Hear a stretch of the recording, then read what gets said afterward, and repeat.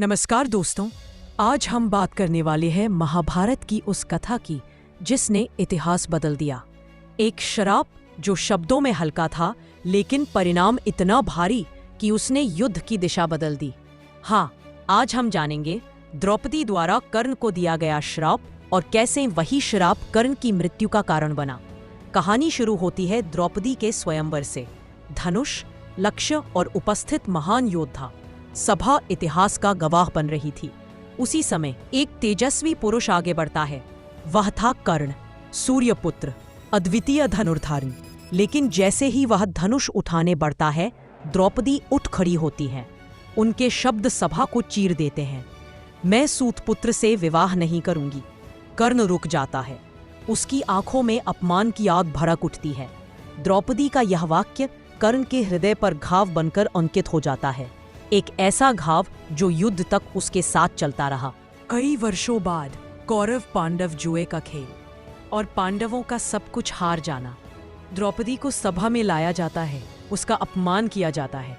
यह दृश्य किसी भी भक्त का हृदय दहलाने को पर्याप्त है।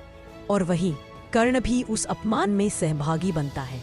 कर्ण कहता है, द्रौपदी 5 पतियों की दासी है। उसके ये शब्द द्रौपदी के हृदय को चीर जाते हैं। वह कांपती हुई आंखों से कर्ण को देखती है।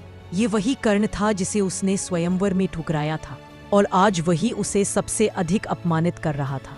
कथाओं में वर्णित है कि द्रौपदी ने उसी समय कर्ण की ओर देखते हुए कहा, कर्ण, आज तुमने मुझे असहाय और अपमानित किया है। जाओ, एक दिन तुम भी युद्धभूमि में कैसे ही असहाय रहोगे।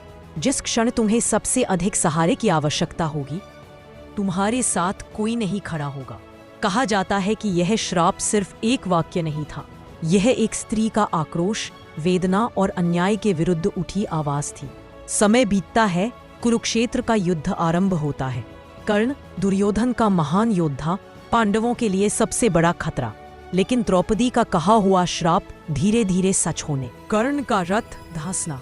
अर्जुन से युद्ध के दौरान उसका रथ पृथ्वी में धंस जाता है। उसे रथ उतारना पड़ता है, ठीक उसी तरह जैसे द्रौपदी स्वयं को असहाय महसूस कर रही थी। कर्ण अकेला पड़ जाना, उसका सारथी, उसकी सेना, उसके साथी सब उससे दूर हो जाते हैं। ब्रह्मास्त्र का ज्ञान भूल जाना, जिस क्षण उसे अपने सबसे शक्तिशाली अस्त्र की याद चाहिए थी, वह भूल जाता है।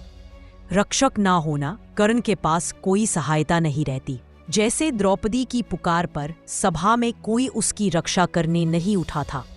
कथाएं कहती है कि यही वह क्षण था जब द्रौपदी का श्राप पूर्ण रूप से फलित हुआ। कर्ण जमीन में फंसे हुए रथ के पहिए को निकालते हैं और अर्जुन कुछ क्षणों के लिए रुकते हैं। लेकिन कृष्ण कहते हैं, जब द्रौपदी अपमानित हो रही थी, तब क्या कर्ण ने धर्म का साथ दिया था?